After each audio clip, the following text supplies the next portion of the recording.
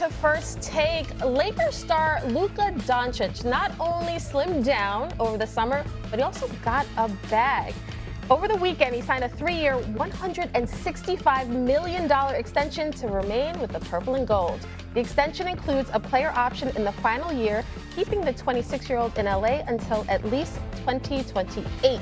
This is what Luka had to say about what led to his decision. It's an honor, playing for this organization. Many great players played here, so obviously I want to add one more up there, so that's what we're working for. Honestly, I think we have a great team.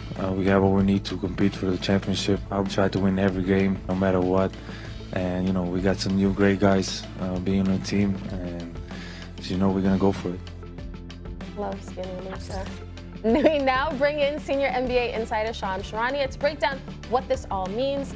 Shams, why now? Why did this get done? Kimberly, in a lot of ways, this was the official coronation of Luka Doncic as the face of this Lakers organization, this franchise moving forward. But from a business perspective, that's really why this was done. 3 years, $165 million. Mavericks trade 6 months ago in February. Luka Doncic lost out on a 5-year, $345 million maximum contract, super max deal that he could have had. So he misses out on that by signing this 3-year deal. Now in 2028, he's going to be able to opt out. So use these next 3 years. See what moves can the Lakers make. How can they continue to cement themselves as a championship contender? He can essentially do his own evaluation of the Lakers the next 3 years. And then from there, he can sign a 5-year, almost $420 million max extension, which allows him to recoup a lot of that money. No one does star players like the Lakers do, so he's getting a first-hand experience. Saturday night, Jeannie Buss, Mark Walter, the new owner there, Rob Pelinka, all going to Backstreet Boys concert and enjoying their time together. They're treating Luka Doncic just like they did the first night they got him. He's the face of the franchise now, and they hope for the next decade. But it's also going to be a great evaluation period for him to see how is this team putting itself in the position to win a championship. So a lot of business being done as well. Okay, here's what I need to know. What does this move mean for LeBron? LeBron James is LeBron James. He's entering year 23, or an NBA record. No one has played at this level this late into their career. He's going to be 41 years old this summer. So this is a really delicate balance that the Lakers are playing. On one hand, they're really celebrating their new face of the organization. On the other hand, it's how do we give LeBron James the respect that he deserves as well as a 4-time champion. He's the one that brought the Lakers a champion. So it's been a very delicate balance. LeBron James, for his part, he's been enjoying his summer as we see him playing golf. But I am told he's been supportive and understanding that the Lakers are moving more toward a Luka Doncic-led future. Now, what does that mean for LeBron James? He's opted in, so technically he is a Laker. How will he finish his career, though? Is he going to play year 23 and finish out in LA, and that's going to be it? At the end of the day, I think the Lakers even understand he's going to end his career on his own terms. He wants to end his career on his own terms. I think he's earned the right to do that. We just don't know what that looks like yet. All right, so David, I gotta ask you. We know this extension ties Luka to 2028, at least. But can you see the Lakers winning a championship in the next 3 years? So it's hard for me to see that right now, especially, and it's not really anything against the Lakers. It's mostly the fact that Oklahoma City Thunder are in the league right now, and they are built to win championships for the foreseeable future. The Lakers have a lot of work to do if they want to figure out how to get this championship going. LeBron is going to be there this year, and we don't know what's beyond that, right? So you got to build stars and bring stars to LA around Luka within this 3-year window, and you have to figure out how are you going to climb this mountain of OKC. They've re-signed everybody. SGA is there. J-Dub is there. Chet is there. They're young. They're healthy. They're going to be in that picture for at least the next 3 years. So if you're the Lakers, you have to have that in mind, and you have to think about it's not going to be just Luka and LeBron beyond this year because we don't know what LeBron's future is. You have to figure out what can we build around Luka Doncic, who is going to be, I think, MVP caliber for the next few years. What can we build around him to put an actual championship contender in Los Angeles? Now, Shams, I can't let you leave until I check in regarding something else. Giannis, he's making waves this offseason, but tell me, what's the latest? Anything more there? As we sit here on August 4th, sources tell me there is nothing set in stone about whether Giannis Antetokounmpo wants to stay in Milwaukee or whether he wants to leave elsewhere. He's been evaluating his future this entire offseason. I reported way back in mid-May that he's open-minded about whether his best fit is in Milwaukee or is it a trade elsewhere. That process has been continuing. There's been some real conversations he's having with his inner circle, from my understanding. And the one big question that is surrounding Giannis Antetokounmpo, that's surrounding his camp, is can he win another championship?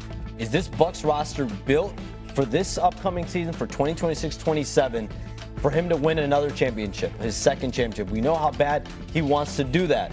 And so only Giannis Antetokounmpo can make that determination, and clearly he wants to do it on his own time. I will say this, there are multiple teams that I know of that are literally waiting right now on what decision Giannis Antetokounmpo makes, waiting to see, does he actually hit the market? Training camps don't start till mid-September. There have been examples in the past. Kyrie Irving was traded to the Boston Celtics in August when he got moved. Damian Lillard was actually traded to Milwaukee in September. So there are deals that happen late in summers. So David, you heard Shams say, clearly Giannis wants to win a championship.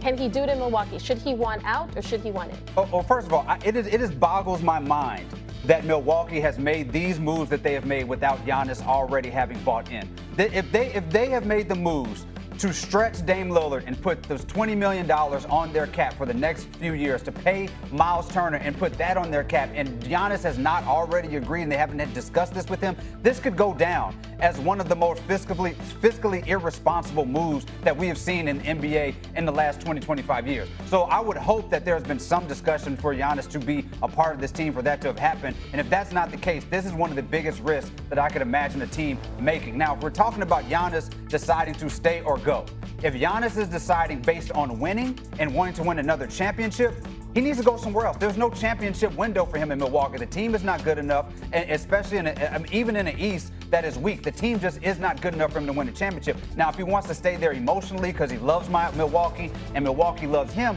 that's another thing. But if we're talking about basketball decisions and basketball reasons, Milwaukee should want to move on from Giannis to get the most that they can out of the draft picks and the assets that they have for him, because there's no championship there. And Giannis should want to go somewhere else where he can win a championship. If we're talking just basketball, those are the moves that make the most sense. Give me the last word on that, Shams. So to answer that question, was he consulted? Was he brought up? I'm told Giannis Antetokounmpo was not consulted before they went and stretched and waived Damian Lillard $113 million and signing Miles Turner. Was he told beforehand?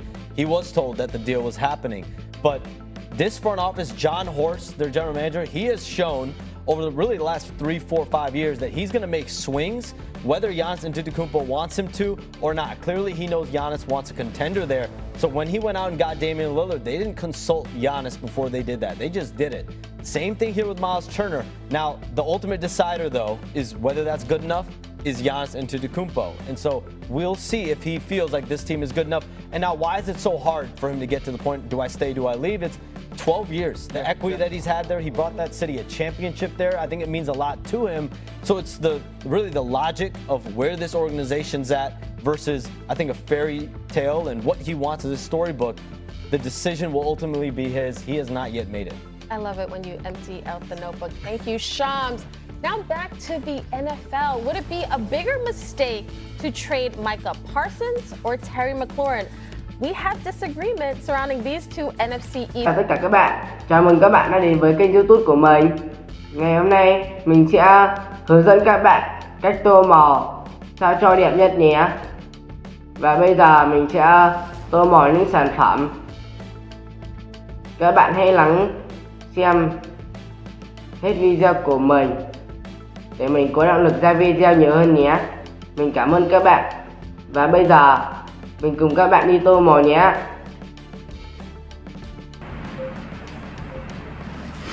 Mình sẽ vào chi tiết tô màu nha.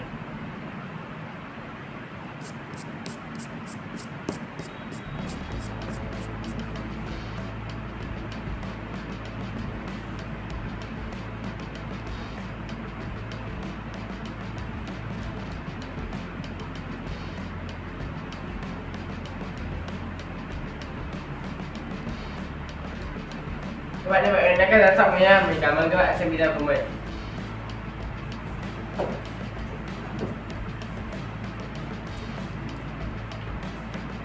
Thấy xong chưa? Đàm phán không? Chưa chứ sao? Đàm phán không? Chín không?